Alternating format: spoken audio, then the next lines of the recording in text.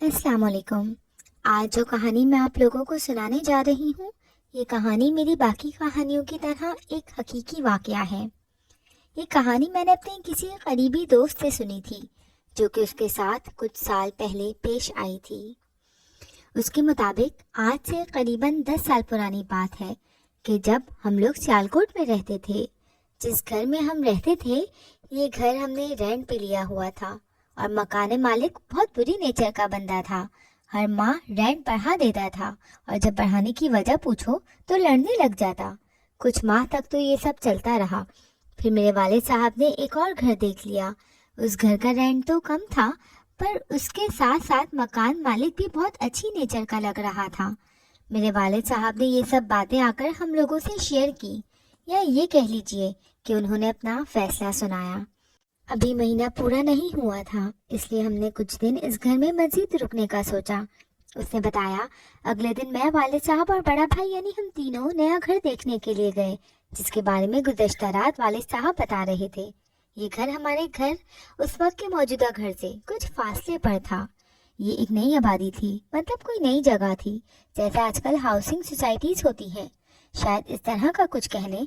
ये घर आबादी से काफी फासले पर था और उसके नजदीक अभी तक कोई नया घर या इमारत तामीर शुदा नजर नहीं आई। बस मुकम्मल मैदान नुमा सा इलाका था। घर बना तो ठीक तरह से था, मगर था बिल्कुल बेरौनक, ऊपर से इलाका भी बेनूर। उसने बताया, मैं इस घर में आने पर खुश था, लेकिन यहाँ खौफ मालूम होता था, शायद इसलिए भी कि आबादी से हट कर था।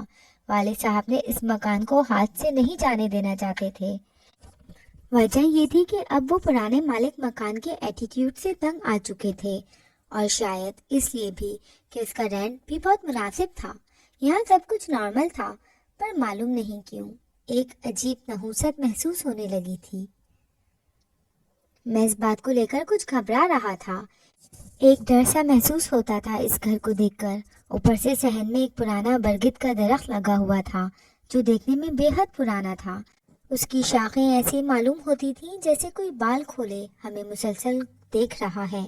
मेरे बड़े भाई ने भी ये बात वालिद साहब को बोली। अब्बू, आपको ये घर अजीब नहीं लग रहा? जिस पर वालिद साहब ने बस इतना ही कहा, नहीं, मुझे तो कुछ अजीब नहीं लगा।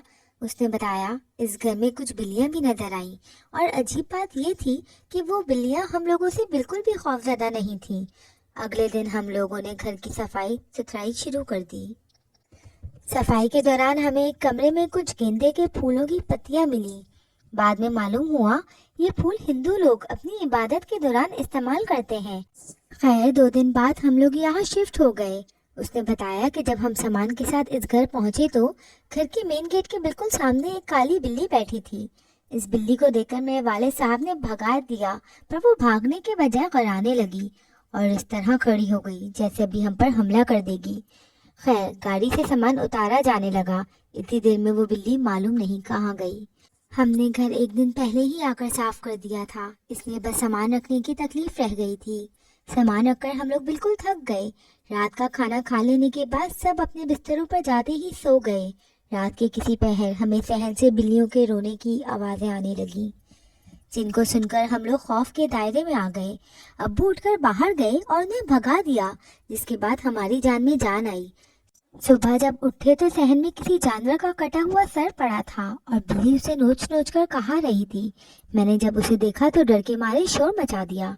अजीब बात तो ये थी कि वो बिल्ली शोर के बावजूद भी वहां से नहीं भागी, जैसे उसे फर्क ही नहीं पड़ा। अब्बू ने एक लकड़ी की छड़ी हाथ में उठाई और 2-3 बार जमीन पर मारी, जिससे वो बिल्ली भाग गई। मुझे हैरत हुई कि कैसे एक बिल्ली किसी बड़े जानवर का सर अपने दांतों में दबाकर भाग रही है।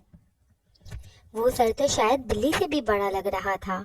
एक अजीब बात तो ये थी कि उस पूरे इलाके में कोई भी कसाई नहीं था, तो फिर ये बिल्ली वो कहाँ से सर लाई?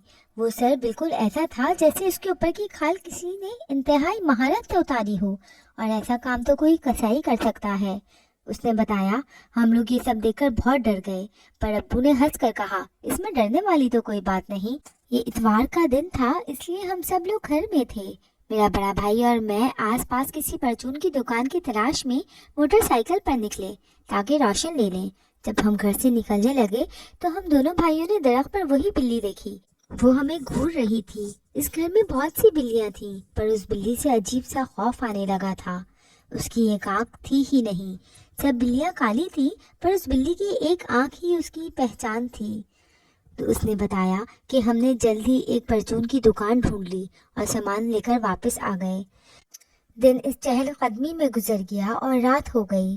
رات کے کسی پہر اس کے والد صاحب کی آنکھ کھلی تو وہ شاید باتھ روم کے لیے نکلے تھے۔ وہی بلی نظر آئی۔ انہوں نے اسے بھگانے کی کوشش کی تو وہ کہیں غائب ہو گئی۔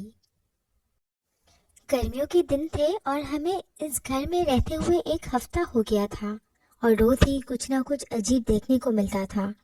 اب والد صاحب کو بھی یہاں کسی پر اسرار چیز کے ہونے کا احساس ہو گیا تھا، پر شاید وہ اس لیے خاموش تھے کہ ہماری فیملی میں ایک وہی تھے جو ہم سب کو سنبھالے ہوئے تھے۔ اس نے بتایا کہ یہ سلسلہ جاری رہا۔ ہم عشاء کے بعد ہر رات ہی کچھ نیا دیکھتے، جیسے کہ درخت پر صرف روشنیاں، بلیوں کا رونا، پوجا کے پھول جو صفائی کے دوران ہمیں ملتے رہتے تھے۔ اس نے کہا کہ سچ بتاؤں تو اب شاید ہمیں ان سب کی کہیں نہ کہیں عادت ہو گئی تھی۔ اب بلیوں کے رونے پر ابو بھی انہیں دھتکارتے نہیں تھے، بس خاموش ہو کر یہ سب سنا کرتے تھے یا کبھی سب کو اگنور کر دیتے۔ پر ایک چیز تو ظاہر تھی، اور وہ یہ کہ ہم سب گھر والوں کا ایٹیٹیوڈ کافی بدل گیا تھا۔ ایک رات تو حد ہو گئی۔ ہم سب ایک ہی کمرے میں بیٹھے ہوئے تھے اور کسی ضروری ٹاپک پر ڈسکشن چل رہی تھی کہ ہمیں ذہن میں سے ناچنے گانے کی آوازیں آنے لگیں۔ معلوم پڑتا تھا جیسے کچھ عورتیں کچھ گا رہی ہیں یا شاید کسی چیز کی خوشی منا رہی ہیں۔ ہم لوگوں کے آس پاس تو کوئی گھر نہ تھا اور گھر کے باہر بھی کچھ ایسا نہیں تھا کہ یہ بات واضح تھی کہ آوازیں صحن سے آ رہی ہیں۔ ہم لوگ اتنے خوفزدہ ہو گئے تھے کہ کسی میں اتنی ہمت نہیں ہوئی کہ ایک بار باہر جا کر دیکھ لیں۔ میں خاموشی سے اس کی بات سنتا رہا، پھر اس نے کہا کہ آج بھی وہ سب سوچتا ہوں تو رونگٹے کھڑے ہو جاتے ہیں۔ پھر میں نے اس سے پوچھا، یار تم لوگوں نے عالم سے رابطہ کیوں نہیں کیا؟ میری اس بات کا اس نے جواب نہیں دیا اور کہانی آگے بڑھا دی۔ میں نے بھی اصرار نہیں کیا۔ پھر اس نے بتایا کہ صبح والد صاحب مالک مکان سے بات کرنے اس کی طرف گئے اور ساری رام کہانی سنائی۔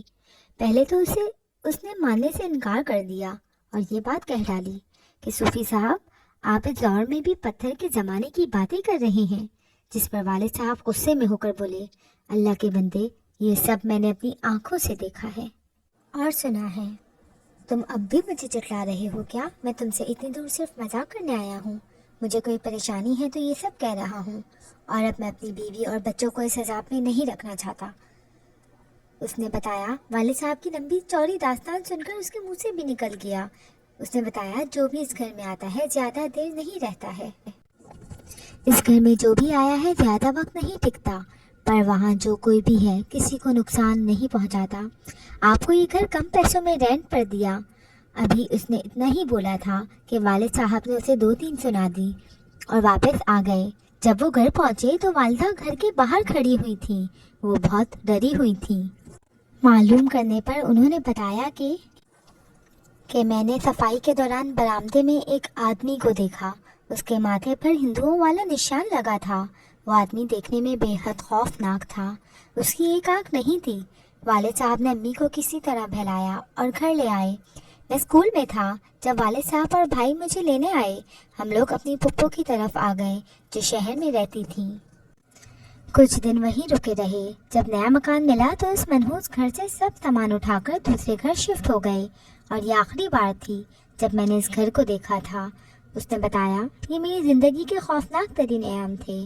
وہ گھر، وہ بلی کی آوازیں، وہ ناچنے گانے کی آوازیں مجھے ابھی بھی اکثر خواب میں ڈرا دیتی۔